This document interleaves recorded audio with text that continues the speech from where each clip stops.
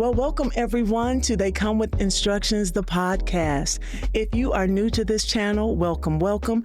If you are a subscriber and coming back, we are glad to see you. My friends have reminded me to remind you to please subscribe to the channel. They told me I don't say that enough, so I'm trying to say it all to make sure all of you who are connecting with us stay connected. So please give us a thumbs up, and then hit that little notification bell so that you never miss any content that is provided on this channel. With all that said, I am super excited to welcome and dig into another episode. Today is a beautiful young lady I'm excited to get to know along with you, because I really don't know much about her, but her name is Jasmine Cox. Hello. I got to get some sound effects, Jasmine. I keep saying I got to get the the claps and the applause. But thank you so much for coming and being here today. Oh, thank you so much for inviting me. I'm excited. Me too.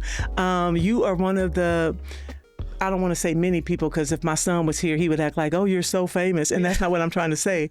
But I get sometimes when I'm out at church settings that people say, oh, I follow you. And you were one of the people who said that to me. And I was like, oh, really? Yeah. Like, it's super exciting, this whole journey. So thank you for supporting me in it and being a part of it even today. No, thank you for creating this space and having the conversations that you have. Very much needed. Thank you. I saw you, well, I've seen you around like church settings for years. Mm-hmm. So this one meeting in particular, and I think I shared with you even that night, you were on a panel and you made a comment, and I don't remember it verbatim, but it was along the lines about you being the oldest daughter or oldest child. Do you remember kind of what the comment was? Tell us what the comment was. Help me remember it. Again, not verbatim, but just kind of how, like, being the oldest child, you have to put yourself on the back burner. Like, sometimes everybody else comes first and then you come second, or whatever number. So kind of just the responsibility part of being the oldest. Okay. Yeah. Now, I'm the youngest. Oh, no. we already got problems, you see? No. So I don't know anything about that. My son, you might have seen and heard, he goes on and on about having to paint the roof and retile the floor, which is such a huge exaggeration. But so he kind of reiterates that same messaging. So let's talk about you and your family, kind of your story as much as you're comfortable with sharing, and then we can kind of dig further into unraveling that notion. So like you stated, I am the oldest. I have two brothers and a younger sister. My brothers are in the middle and my sister's the baby.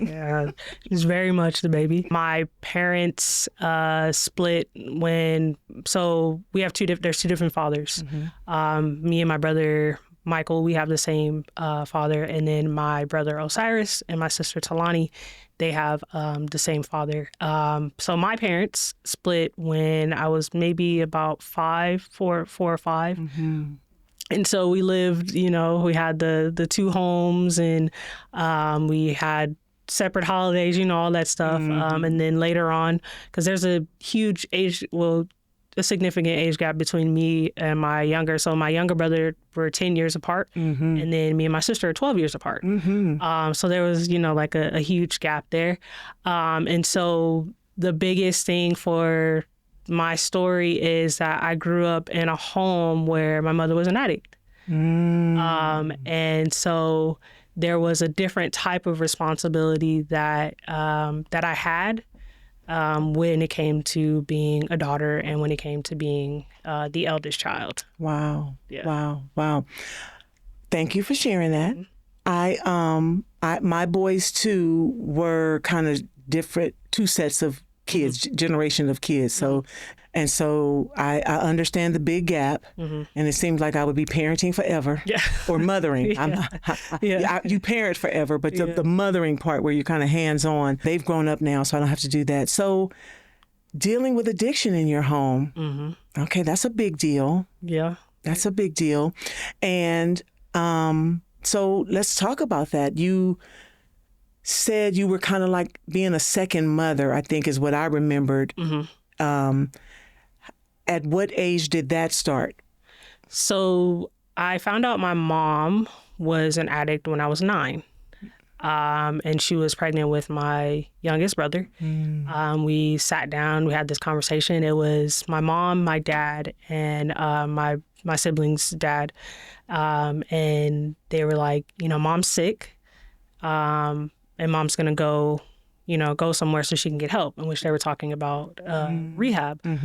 So at that point, my brother and I, we left my mom's care and we went to go live with my dad. And so we lived with my dad for a couple years until my mom was, with her, with my sibling's father. And then later on, my sister came along, and on and off, on drugs, off drugs, in and out of rehab sort of thing. So there was a period where I was with my dad.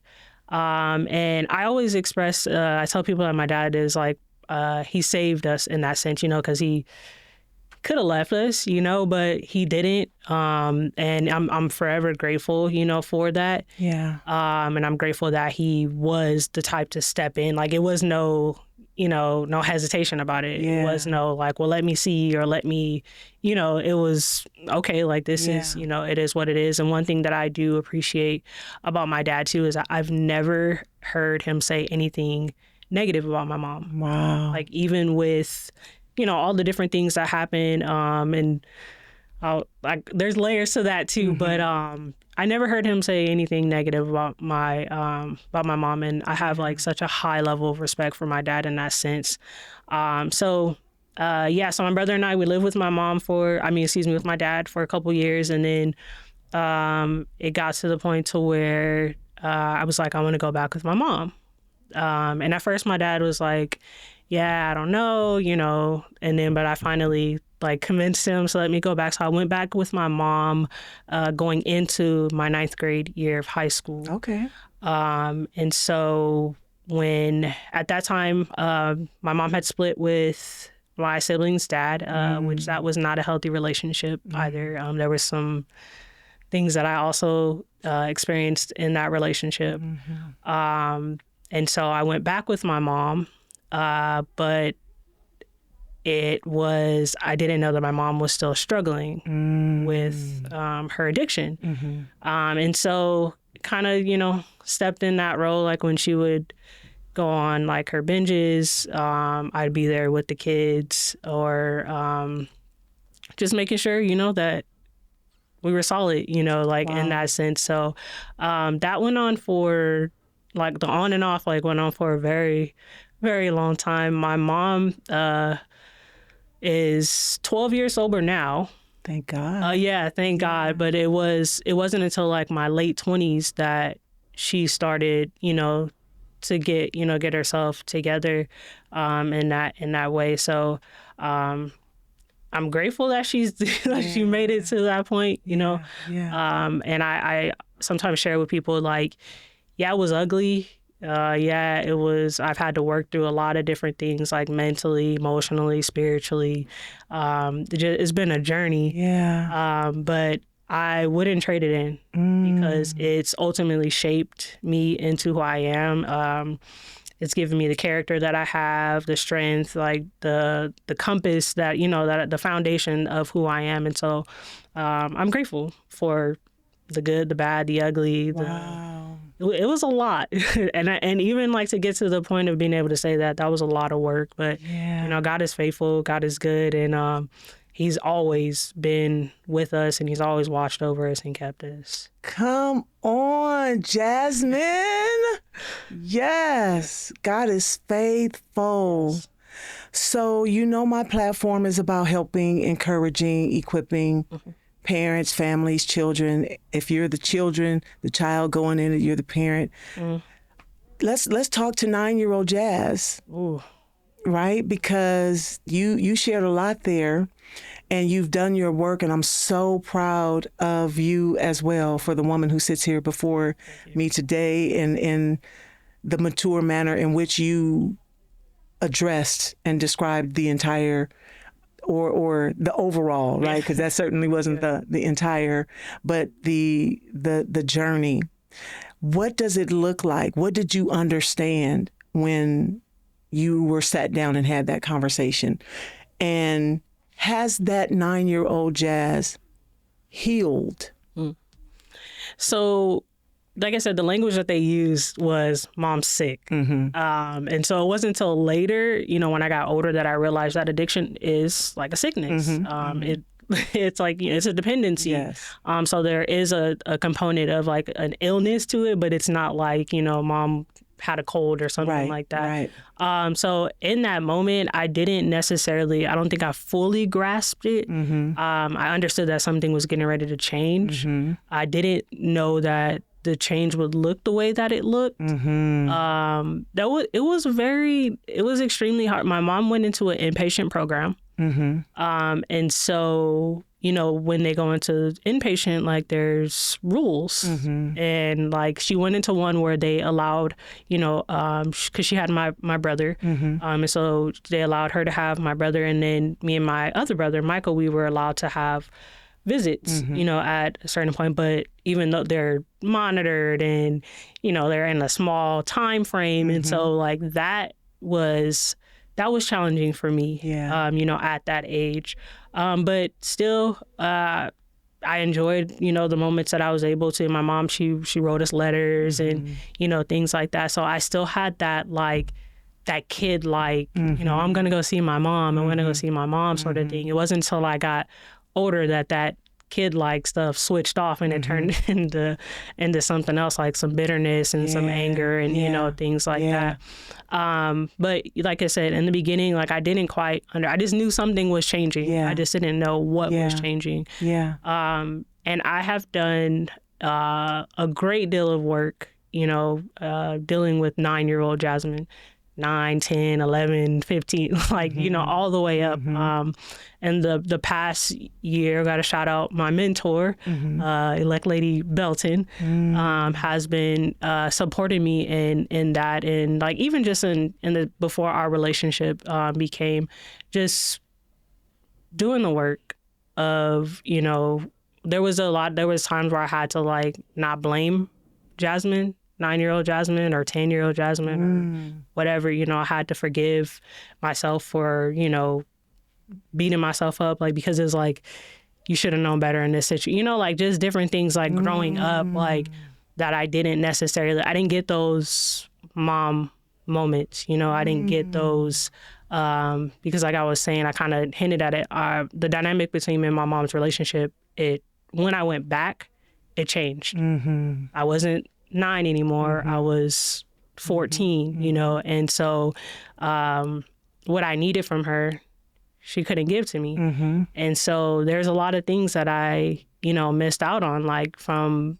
a mother, like conversations that you're supposed to have with your daughter, about, different things. There's a lot of, so we had some, we've had some headbutting moments over the years. Teenage, adolescent years for any female is difficult, let alone adding in the complexity of dealing with addiction. And was it when you went back at 14, I think that's what you said, when you realized that the illness was addiction, or had you understood that prior to going back? So I understood it a little more, like with my mom going into the rehab. So my mom went in, so the first time she went in was when they sat down and had the conversation.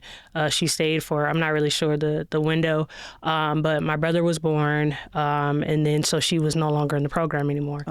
And then time went by, she had my sister, we're still dealing with, the sickness, so she went back to rehab. This time it was a little different because she stayed in a home, like an actual house, and it was like, I want to say 5 or 6 other women. They had their kids, and now we were allowed to do like overnights. And so that was cool, but it's not the same. Like, there's other people here, and like there's then there's like, now looking at it as an adult, there's things that you're also exposed to from other people's, stuff. So that was, I remembered when I would go there and then it was time to go back with Dad. I remember I would get in trouble because I would get in the car. I would be upset like, because I'm leaving my mom, I'm leaving my younger brother and sister, and it was challenging, but because my attitude would not be, that great. And so my dad would have to like, get on me a little bit. Reprogram you back. Yeah, bring me back to reality. And so, that was definitely a very difficult time. Again, like the age I was in middle school, and like there's a lot that goes on, in middle school that I wasn't able to, share. And I'm not going to talk to my dad about some of those things. So I spent like middle school, high school was a very challenging time mentally, emotionally. I bottled a lot of stuff in, kept a lot of stuff to myself.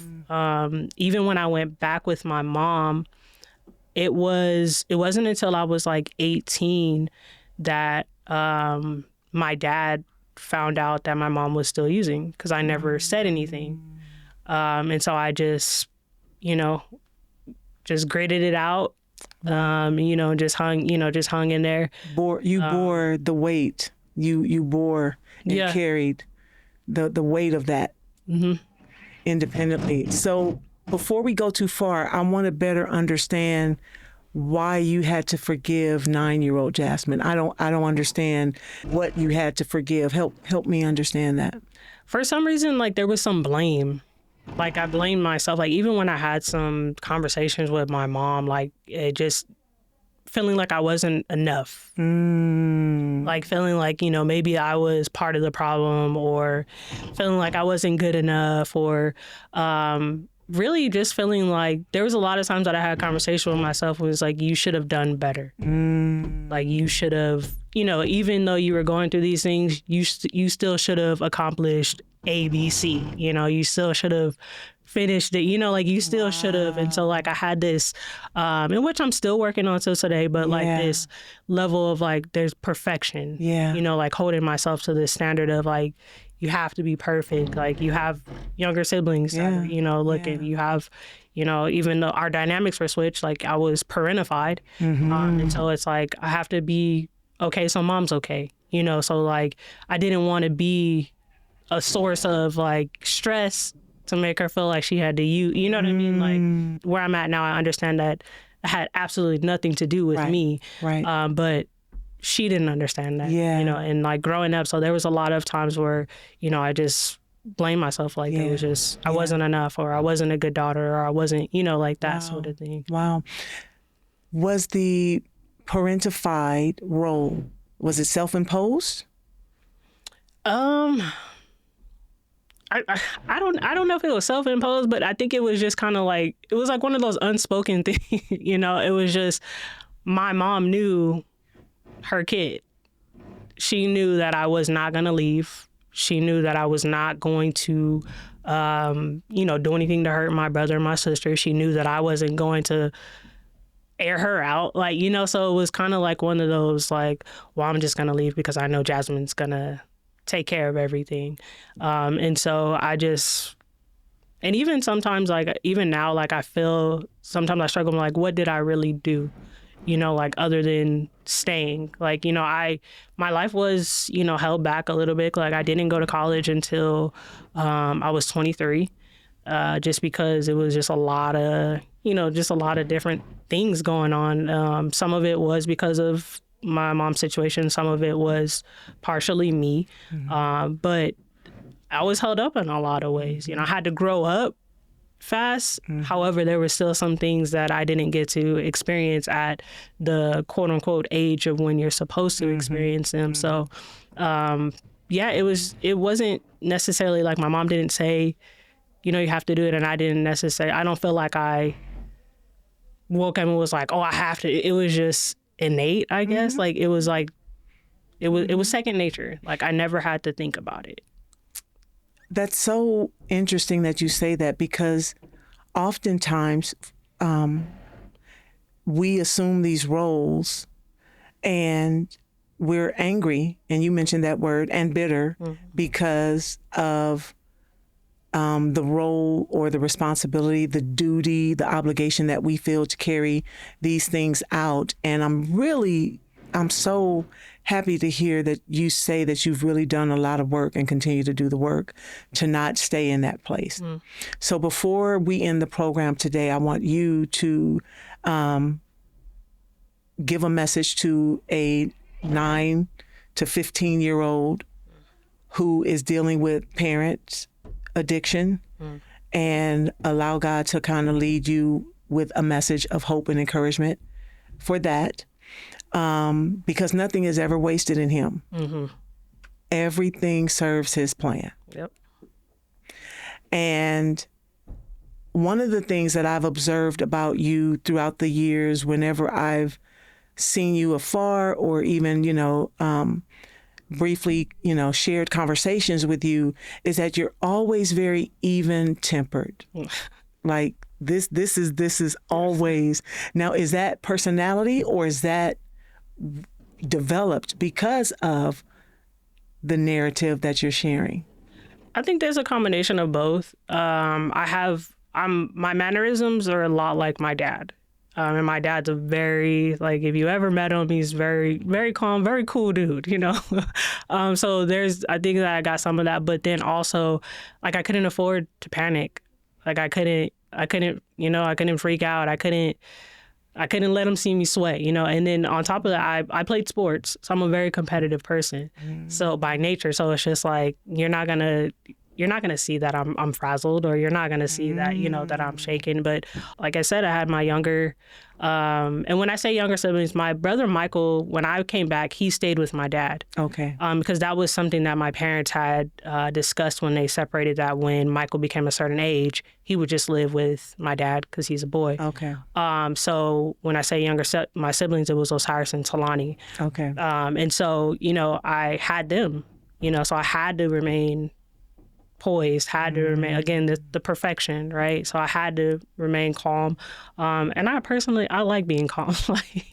I have fun, I joke around, all stuff like that, but I enjoy the calm. I don't like chaos. I don't like confusion. I don't like... What about excitement? Like, is there ever like this, like, need to release, need to, like, exude, like, never? Yes. Most of the time, like, and I hate to get all churchy, but most of the time that comes out through praise and worship. That's when I get to, like, all bets are off. Okay. In that sense. But when I'm around friends, in my setting, in my element, just I'm a very I'm a sarcastic person. Like, I can clown with the best of them, like this, like, don't get it twisted, like, that sort of thing. But I'm very much time and place. So I understand the importance of, like, it's not time for that right now. Now I can, now I can let my hair down, sort of thing. So yeah, there are those times, but even in that, like, there's still, like, this reservation, like, so, like, nah, you got to maintain, like, that is don't let them see you. Honey, I'm just the opposite. And my son, and he was here, we recorded again recently, and he's so loud, and I was like, boy, and he was all, in all due respect, Mom, I get it from you. And well, the youngest child is always different from everybody else. I feel a jab, Jasmine. I feel like a subtle, like, I'm just calling it out. The youngest child is always a little bit different from the rest of the herd. So, he might be onto something. Jasmine, I don't know. Okay, I hear the little sarcasm. Yeah. I'm picking up on that now. Yeah. I see it. That is so funny. Now, most people ask me when they find out that I have siblings, they can't believe I'm the youngest because I am so responsible. I'm so mature. I'm like all these things. And when I tell them I'm the youngest, like, people can hardly believe it. Yeah. Are you the only girl? No. Oh, okay. See, you fishing. Like, I'm just breaking the stereotype. Let me have it. There's always outliers, There's always one. Let me have that. Give it to you. Okay. All right. You win this round. Thank you so much. Thank you so much. There's so much there. I'm so, like, happy that this is going there because this is wonderful. I want to say about your father. I don't know who he is, and I may never lay eyes on him, but thank you. Thank you, Daddy. Thank you. Divorce is hard. And when you have a father who is responsible and present it's rare. Yeah. It's certainly an oddity. So thank you. I'm super happy and thankful that you had that. Many people don't. Yes. And I know that you know that. Yes. So thank you for that. Was ever any of the anger, bitterness towards your younger siblings? No. No. Never. Like sometimes even when I talk about my sibling, like I can get like super emotional just because of like just how much like I love and I believe that because of the role that I had to play, that's why the love is the way that it is. And just thinking about they're amazing people. I mean, they've always been, but the way that they've grown and the way, I mean, because even in that story, they've had their own stories and they've had their own experiences with, you know, our mom's addiction and just life in general, you know, other things that they've had to navigate through. My brother Michael is married and, you know, he bought a home maybe about a year ago, and he's a basketball coach, and he's just one of the most intelligent people that, you know, I know. My brother Osiris, he is the genius and the artistic one in the family. He went to an Ivy League school on an academic scholarship. He has his master's. He's like the jack of all trades. My sister, beautiful inside and out. She's married and she has my niece who is the love of my life. And my sister is a very compassionate, caring, just beautiful, well-rounded person. And so I love them deeply for what they gave me. And they gave me purpose in a lot, you know, in a lot of ways. And so I was never bitter, never angry. I'm glad I have them. Yeah. I'm glad that whatever it was that I was able to be to them, that I'm glad that, you know, I was able to do that. And I'm even more appreciative of the relationship that we have now, because it was, there was a point where, you know, I had to have a conversation with all of them, and I was like, I don't feel like you guys treat me like your sister, because I wasn't their sister. I was another parent. So it was like, you know, they would have different, you know, inside jokes, and I know that, you know, the dynamics are different with siblings, and everybody's closer to one sibling, you know, like I understand all that. But however, it was, I let them know, like, hey, I feel like an only child, like, and there's 4 of us. And so we were able, you know, to have a conversation and just kind of talk about, you know, some things, and we all put in the work and we all made the effort, you know, to do better. And we are better. And, you know, they're my best friends, you know, like we talk, we joke. Unfortunately, right now we're kind of going through, my brother and my sister's dad actually just passed away this morning. And so it's, you know, that's something that we're having to navigate through together. But we're doing it together, you know, we're doing it as, you know, as a family. And so I'm just so, like, I'm proud of who they are and what they are and what they stand for. One word just keeps coming to mind, and I'm going to make sure that I say it because I don't want it to escape me, and that's remarkable. Like, you are really remarkable. Oh. And I'm sure that your siblings recognize it and appreciate you, but yeah, I'm kind of just astounded that even with the passing of their father, who is in some manner or not family to you, and that you would still even show up here today, like with that. Thank you. Like, wow. Thank you. You're remarkable. You described Michael, you described Osiris. I love these names. And you described Talani. Talani, yes. Beautiful names. Thank you. I actually named Talani. Did you? Yeah, that's beautiful. That's beautiful. But you haven't described Jasmine. So let's pause. And who is Jasmine? Ooh, that's a loaded question. And, you know, honestly, it took a long time to get to the place of being able to answer that question. I know people would, like in years prior, it'd be like, who are you? And the first thing that would come out of my mouth was, I'm the eldest of 4. Like, you know, and that would be that would be the beginning. And then I started to think about that, and it's like, I'm more than that. but a lot of my identity got wrapped up in, I just thought that my purpose was to care about other people or, to just look out for everybody else. And like that, I thought that was my lot in life. And in so many ways it is, like, from a ministerial standpoint, like, yeah, I do have a spiritual responsibility. But again, I'm more than that. Who's Jasmine? I'm just a nobody trying to tell everybody about Jesus. Come on, I'm just a nobody.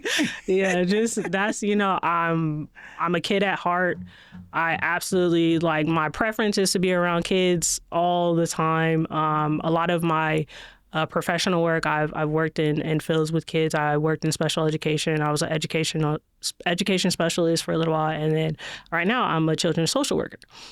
So everything I do is centered around, I'm a kid at heart. I love to play. I love to pranks, all that stuff like that.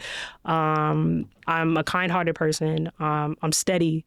I'm responsible. Like, these are things that I take pride in, humbly take pride in who I am.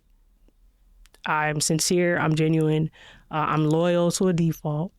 I'm me, and the thing that I'm learning is that in every season and every phase, like, there's different layers of myself that I'm learning, and I'm really grateful for now having this opportunity, or even giving myself an opportunity, because it was a long time that I just boxed myself into ABC, and now I'm realizing there's other letters in the alphabet, and I can be ABC, but you can also be D, E, F, G, and so it's an amazing place where, and I'm so grateful to God because it's only Him that has allowed me to get to this place, and I know we're not done. We still have work to do, but I'm just learning that there's a lot of different things about me. Like, I'm not just this. Like, I'm a lot of different things. You're evolving, you're multifaceted, you're beautiful, you're wise. Thank you. Yeah, like,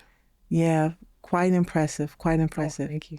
So let's talk about the introduction to your relationship and your walk with Christ. Where does that happen, and when does it happen? Yeah. So actually, I grew up around the church. My grandma, my mom's mom, she used to take us to church, when we were younger. And then my mom and my siblings' father, when they were together, we started going to church together as a family, got saved, filled with the Holy Ghost, age 12. That first time I got saved. First time, because sometimes we repeat offenders. Got to go back again. Got to go back. Yeah, definitely got to go back. That time was memorable. Obviously, like, for all of us, it's a memorable time. But and I might be telling my age a little bit here, but it was around the time that the Columbine shooting had happened. And I remember it vividly. The church that I was attending at that time, we had a revival, and the speaker came in, I got saved, and I went to school the next day, and I wanted to tell everybody about Jesus, and I did it the wrong way. Zeal. Zeal, not according to knowledge. There's a lot of zeal, no knowledge. And so, like, but it's always been something, like, even when I got in seasons in my life where I kind of strayed, or I kind of was hard-headed and stubborn, like, it's always been something that I knew was a part of me, that I knew was in me from a young age. I knew I was different. Like, I knew I didn't fit in every setting. I knew I didn't, I couldn't hang out with, I just didn't fit in. There was nothing that I did, like, I didn't fit in. I could blend, or try to make myself look, but it was putting a circle into a square. Wow. And that fits. So the other way around. So I just always knew that I didn't fit. And once I went away to college. I did 2 years junior college here, and then I went up north to finish my undergrad. When I came back, that's when I really started doing the work. When I really started, like, okay, like, there's nowhere else to go. Like, like, you can't run from this. Like, you can't. I had my fun in the world. I did what I did, but even in when I was doing what I did, I always made sure I was at church on Sunday. Like out 5 o'clock in the morning, I always made sure that I was in church. And honestly, that's something that I even with my mom in even going through it, like that was one of the house rules. Because I got to throw this. My mom's been married a couple times, and so when she was with one of her husbands, that was like when I was in high school, that was one of the rules. Like even when I went to prom, and they did not allow me to, the audacity. The audacity. They didn't allow me to go to Six Flags the next day because I had to go to church. You want to talk about somebody that had attitude in the sanctuary? The Lord wasn't speaking and moving. There was no Holy Ghost that day. Let me tell you. But I'm now looking back, like I'm grateful. I'm grateful that, that rule was in place. Yeah. It became like there was one point where I was the only person in my family that was still going to church. And I can't even tell you how grateful I am for that push, for that faith. I didn't understand it. It was painful. It just was ugly. I didn't like it. But today I thank God that, there was something in me that just wouldn't let me quit, that just wouldn't let me roll over. He wouldn't let you go. Oh, my goodness. I like to use the analogy that, many are called. Few. And you have to answer a call. Absolutely. Right? But few are chosen. Which means whether you answer, whether you concede, whether you or I'm plucking you, I'm picking you. You have no choice in the matter, and so that you're chosen, and because He wouldn't let you go. I wanna cover two things. I want to be mindful of the time, but this is so good. This is so good. One, I have a son who doesn't fit in. And he struggles. He's an introvert. He gets social anxiety. And he's going to therapy. He goes to church every Sunday. And I see him being drawn to the things of the world more than the things of God. And he's an adult now, right? I can no longer make him. Right. I remind him all the time that this is who God created you to be. Right. But at the end of the day, he's an adult and it's his choice. Yeah. But what would you say to encourage the individual who doesn't fit in and struggles with that? What do you offer? It's okay. Like, because when you think about it, not fitting in is actually fitting in.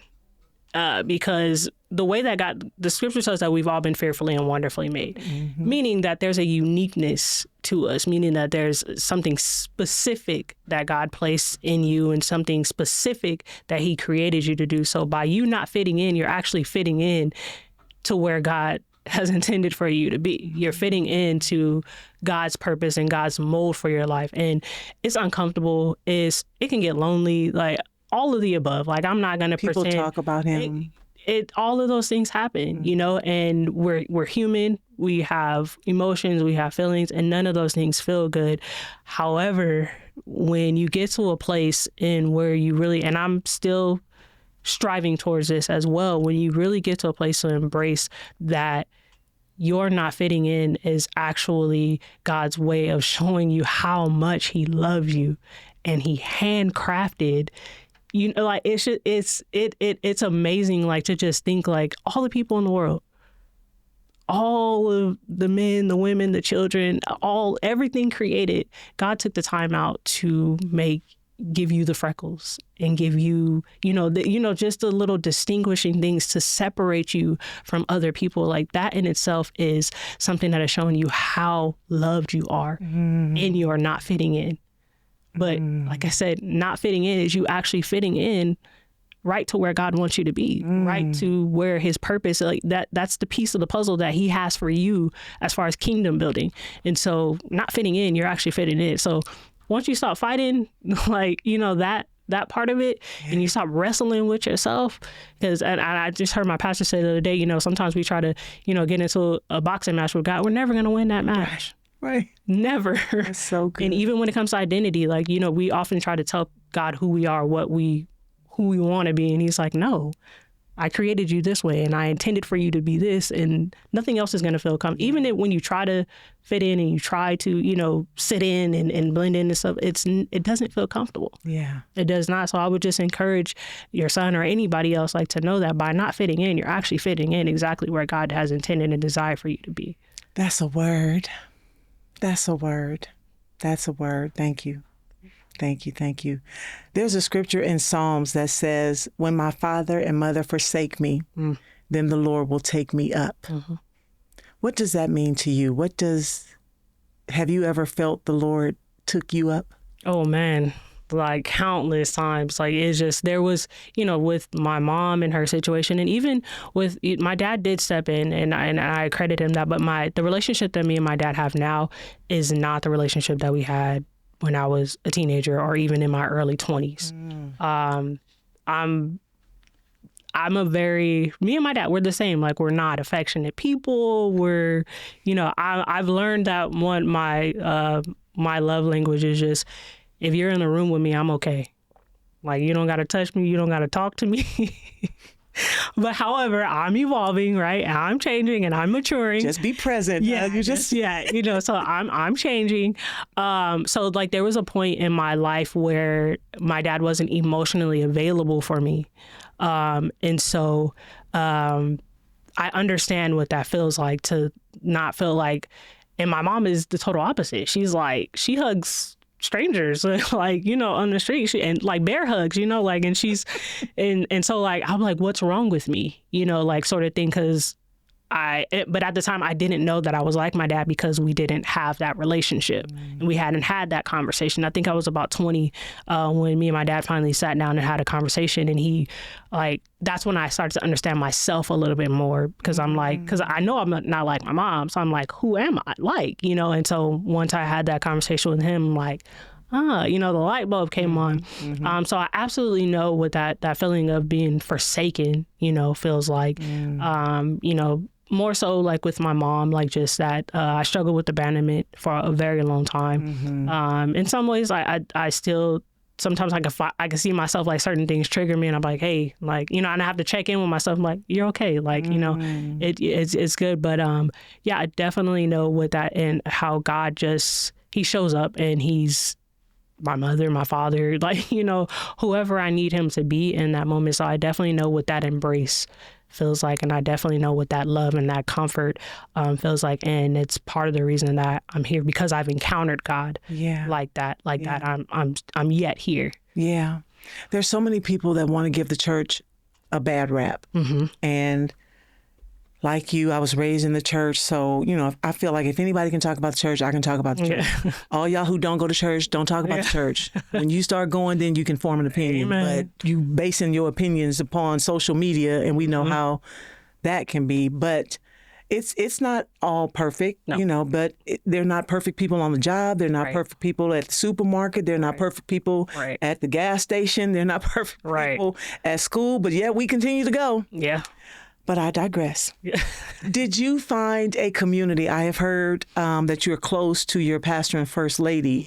Do you consider them godparents? Did they help in being a bridge to you? Like, anything you want to share about that relationship? Yeah, they actually are my godparents. So my parents and my godparents have known each other since middle school and high school. So there's a lot of history there. But they have been instrumental in every stage, every phase, especially like this past 10, 15 years when I really got in, because you can be in the church, but not in the church. Come on now. So once I really, got saved for real. For real. They're amazing leaders. My first lady, she is the epitome of just genuineness. There's nothing fake about her. She's a vault, so you can go to her and you never have to worry about hearing it in announcements on Sunday or it being brought up in one of our women's meeting or anything. Like she's she is who you see. Like, there is nothing fake, and she takes her praise everywhere she goes. She is part of how I was able to establish like a prayer life, like having an understanding of that. So she really labored with me and taught me in that sense. My pastor, he has had his foot in my back simply because he understands and he sees and he knows what is on my life.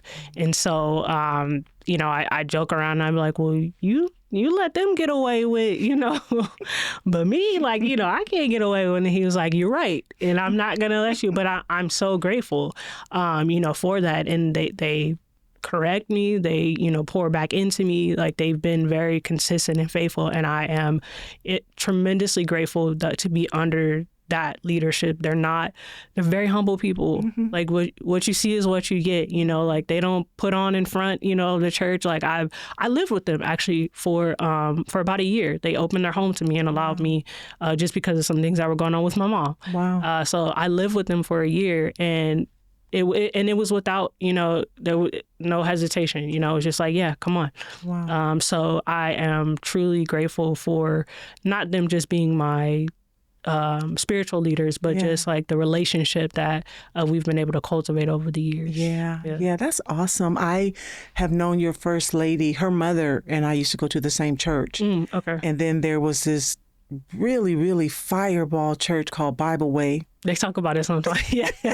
That we would all walk down to or connect to, because their services was always fire. Heard about them. And so began to kind of see and know her there. And then later her mom and I and some of her aunts attended the same church together. Okay. So have familial ties, not very close to her personally, but certainly admire her and love her. And just what you say, she's just never changed. She's always the same and just beautiful. So I find value in the church community. I find value in the saints. Let's distinguish, because there's a whole lot of church people that are around the church. Talk about it. But not in the church. And sometimes they outnumber the saints, right? The church folk are louder. The church folk outnumber, but the saints, when you connect to the saints, there's real value in those relationships and that connectivity. So with that, how can you see that your walk with Christ, your relationship with Christ, has really shaped who you are today? Oh, it is. It's the only reason I have a shape. My walk and my relationship is the only reason that I'm still here. Like, and sometimes, like, I find myself like in awe. I'm like, man, you really been living this thing, and it's at this point, I'm just like, there's nowhere to go. And honestly, I don't want to go nowhere. Like, I'm not going to profess that everything is always perfect, and I don't have seasons of where I'm discouraged or, different things or challenges. However, I've tasted and seen. Come on. And I know that there's, I've also experienced the world and what the world has to give, and nothing compares to it. After I get done doing those things, I still need more. I'm still empty. I'm still, I still feel whatever it is that I'm feeling. I'm still challenged with whatever it is I'm challenged. And so I'm really, really grateful to God for who he is in my life and for who he has created me to be. Yeah. And I was sharing with someone before, I thank God because in every season of whatever challenge, or even when the times when I wanted to roll over and die, there was always just enough for me to get up and keep going.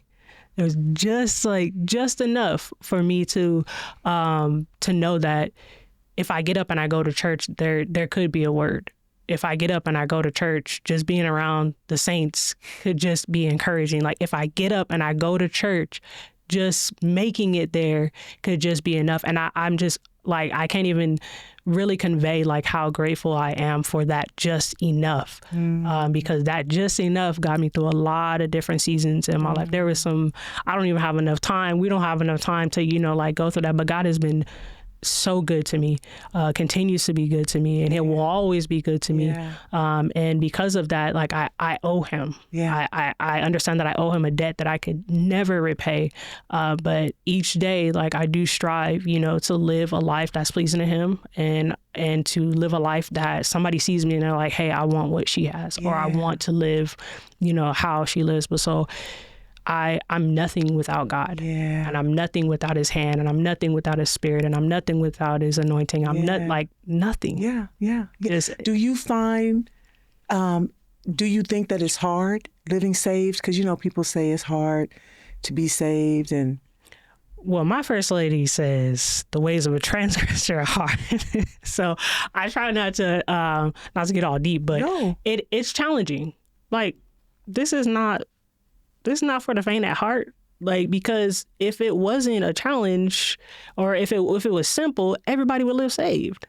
Like, it wouldn't be a matter of, you know, nobody would be backslidden, nobody would struggle with sin. Like, if it were that simple, if it didn't come with challenges and hardships, everybody would live saved. But it does. And it nowhere in the Bible does it guarantee us a walk in the park with a bed of roses and a cloud full of cotton candy. Not at all. You know, so it's there's nothing in there that says that to us, but it does say that when we have hard times, that he'll be with us, that he'll never leave us nor forsake us, that the weapons are formed, but they won't prosper. You know, those are the things, you know, that's why there was just enough, because you got to keep getting up because of those promises. Right. And so it is challenging. Like, and I won't even get into the component of living saved and being single. Like, that's a whole nother TED talk, like for another day. We're going to have you back. But there are challenges to it. And it's because we live in this flesh, like, and this flesh, well, no good thing. And this flesh is raggedy. Like, and it can lead you down a path of destruction. It can lead you essentially away from God. So yes, absolutely there are challenges, but the other side of it, the reward is far greater than the challenges that we face. I like what your first lady says, because the scripture says the way of a transgressor is hard, and there's a period there. But the scripture says that many are the afflictions of the righteous, but the Lord, and we have that when we're in it, when we're righteous. So, you know, I think it's hard when you're still trying to have one foot in the world and one foot pleasing God. Yes, ma'am. But when you really submit to God, then you can resist the devil and he'll flee. But when you're struggling with your walk, it's difficult. When you really submit and surrender, and you see what you describe as that whole press your way, when you press your way to church, when you press your way to keep on going on, even when you want to give up, when you press your way through the discouragement or through those natural feelings that we still have to contend with, even though we're saved and sanctified, we still got to contend with this flesh.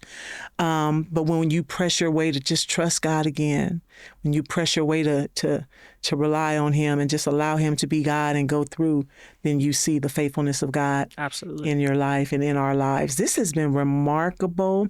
I want you to look in this camera and speak to that 9 or that adolescent who may be dealing with the pressures of addiction in the home, and just however the Lord leads you to kind of minister, to encourage the person who is the child, and then maybe even to that mother who's dealing with guilt or broken relationships. Like, what do you offer to that family? Okay. So first, I want to say to the 9 to 15-year-old that, one, none of what you're going through is your fault.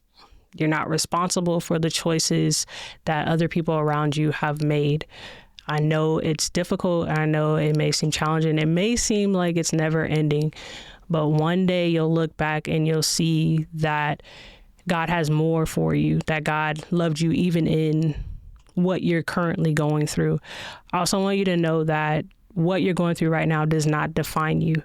It's going to help you later on in life, and in some ways it might hinder you. However, just know that God is with you, God is for you, and God is going to see you through. You're not alone. To the mother or even the father that might be struggling with addiction, I want you to know that you are loved, that you can make it, that you're stronger than the addiction, that you have purpose, that you can be healed and made whole. You just have to submit, do the work, trust God, and take it one day at a time. That is so awesome. Thank you, Jasmine. I honestly would like to have you back. Would love to come back. Thank you. Thank you. And I know whoever is listening, whoever is watching, I hope they're as impressed and encouraged by your story and your journey that you've described with us today. Thank you. Thank you. I want to always remind you and us there's purpose in his plan. Everything serves his plan. Yes. Nothing is ever wasted in him. Yes. So if we can trust him in the midst of the hard times, we'll understand it better by and by. By and by. So with that, I think my closing reflection is, because this conversation went totally different than what I anticipated, but I do want to encourage the value of the church community. Yes. You might find a saint at the grocery store. You might find them at the gas station, but one place for sure you destined to find the saints of God is in the house of God. Yes. So if you are struggling, if you need support, if you need community, get to the house of God, because not only will he meet you there, and I promise you that he will, you are going to find some of the most loving, genuine, authentic, the Bible calls us peculiar, people that you'll ever meet, and they will love you and support you through your darkest hour. So with that, join the community. Don't just go and to be a taker, but to go and be prepared to serve and connect, because your testimony, your journey, your experience can be a blessing to someone else. Yes. I know that you have enjoyed this time. I have. Listen, if you have not already, what you waiting for? Please subscribe to the channel, like, share, hit the notifications, follow, do all the things. But more than anything, know that you are chosen by God. Your life is not an accident. And no matter who you are, be you, be the best you that you can be. Show up, continue to grow, evolve, do the work to be your best self, and watch God put his cherry on top. Yes. With that, until next time, love and blessings.